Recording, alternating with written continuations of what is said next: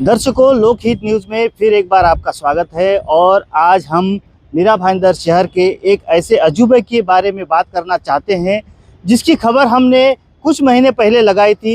ये जो आप मेरे पीछे ब्रिज देख रहे हैं, ये वही ब्रिज है जिसका जब काम शुरू था उस वक्त हमने एक खबर लगाई थी कि ये जो ब्रिज तीसरा एलिवेटेड ब्रिज है मेट्रो लाइन का।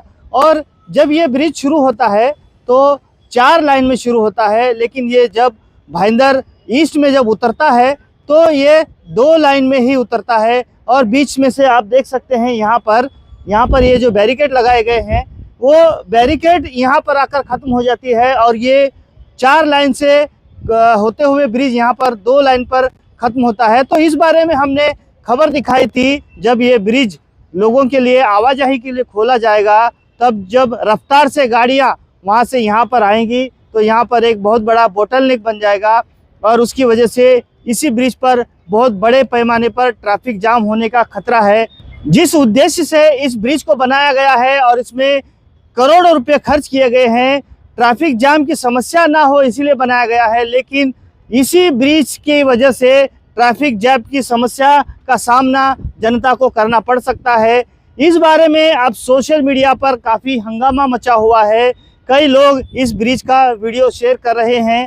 हमने भी सोचा कि यहाँ पर आकर ये जनता को दिखाया जाए कि ये जो ब्रिज है अब बनकर पूरी तरीके से तैयार हुआ है और ये उम्मीद जताई जा रही है कि कुछ ही दिनों में इस ब्रिज को जनता के लिए आवाजाही के लिए खोला जाएगा।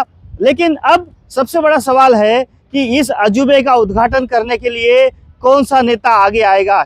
मेट्रो 9 के एलिवेटेड ब्रिज के बारे में जो सोशल मीडिया पर चर्चा हो रही है, तो हमने चाहा कि मीरा भाईंदर शहर के जो विधायक हैं नरेंद्र मेहता जी, उनकी भी प्रतिक्रिया ली जाए और जानना चाहें कि ये जो ब्रिज के बारे में जो चर्चा हो रही है सोशल मीडिया पर, तो क्या कहना है उनका। मेहता जी, ये जो आपने देखा होगा सोशल मीडिया पर जो ब्रिज है उसके बारे में काफ़ी चर्चा हो रही है, कुछ लोग उसके ऊपर टीका टिप्पणी कर रहे हैं, तो ये टेक्निकल हम समझना चाहेंगे कि ये क्या मुद्दा है। ये देखिए, ऐसा है कि यहाँ पे जो जूना पेट्रोल पंप है, दीपक हॉस्पिटल वाला जो सिग्नल है, यहाँ से फ्लाईओवर शुरू होता है। ये 4 लाइन का फ्लाईओवर है और आगे कहीं जाता नहीं है, सीधा वो 2 लाइन हो जाता है गोल्डन सिग्नल क्रॉस करने के बाद।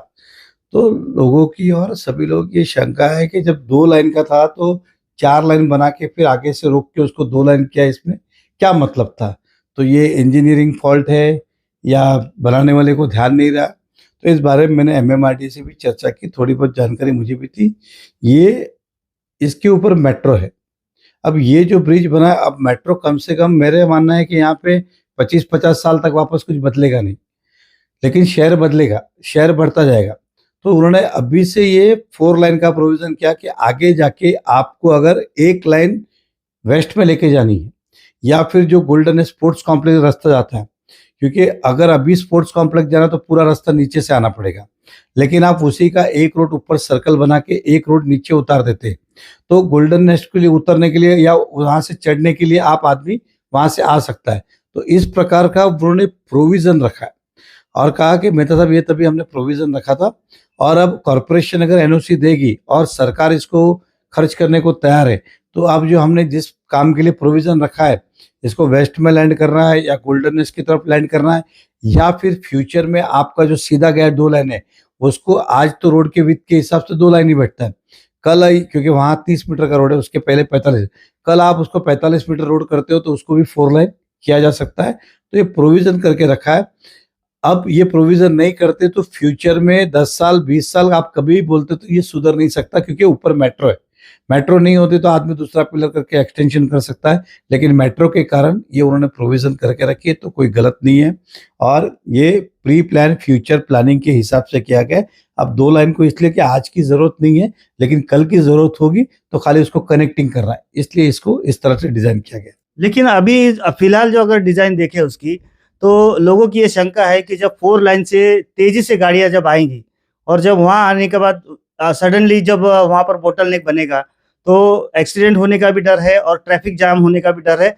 ऐसी लोगों की शंका है उस डिजाइन को देखकर, उसी वजह से संभ्रम निर्माण हुआ है। देखिए, वो शंका मेरी भी है, स्वाभाविक, गलत नहीं है, लेकिन इस बारे में चर्चा हुई है। एक बार ये जब होगा तो ट्रायल लेके हम देखेंगे, क्योंकि हमने भी इस बारे में की कि कोई ऐसा नहीं हो कि सामने जाके ठोक दे इन दैट वे।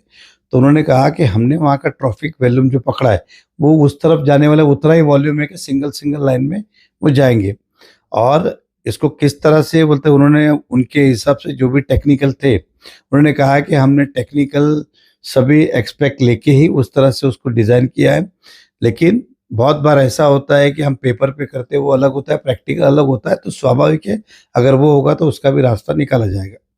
मेहता जी, अभी ब्रिज तो बनकर तैयार हो गया है और जल्दी उसका उद्घाटन भी किया जाएगा। हमने देखा कि पिछले दिनों जो दूसरा ब्रिज था उसका आनन फानन में रात को 11 बजे उद्घाटन किया गया और बहुत सारी उसके ऊपर विवाद भी हुआ।